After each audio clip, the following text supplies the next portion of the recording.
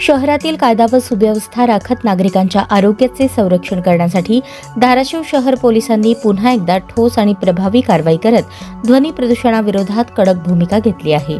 डॉ. बाबासाहेब आंबेडकर जयंती मिरवणुकीदरम्यान Dolby sound सिस्टीमचा कर्णकर्कश आवाज करून नियमांचे उल्लंघन करणाऱ्या आयोजक व संबंधित व्यक्तींवर पोलिसांनी कठोर कारवाई करत तब्बल 3 स्वतंत्र गुन्हे दाखल केले.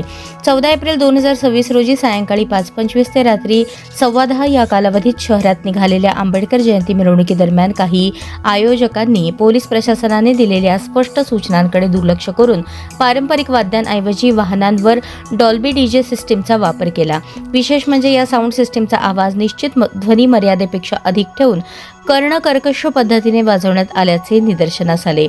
या प्रकारामुळे नागरिकांना मोठा त्रास सहन करावा लागला असून ध्वनी प्रदूषणाच्या नियमांचा उघडपणे भंग झाल्याचे धाराशिव शहर पोलिसांनी तात्काळ हस्तक्षेप करत संबंधितांविरुद्ध डॉल्बी जप्त करत कठोर कारवाई केली.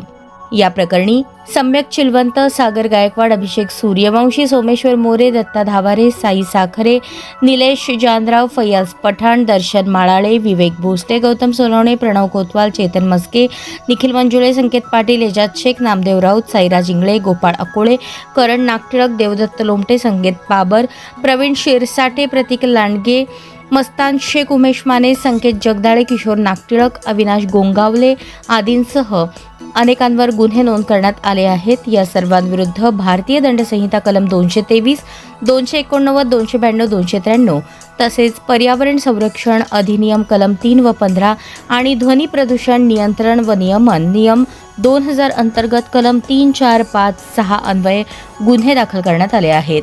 धाराशिव पोलिसांच्या या धडाकेबाज कारवाईमुळे शहरात स्पष्ट संदेश गेला आहे की सण उत्सव साजरे करताना कायद्याचे पालन करणे अत्यावश्यक आहे.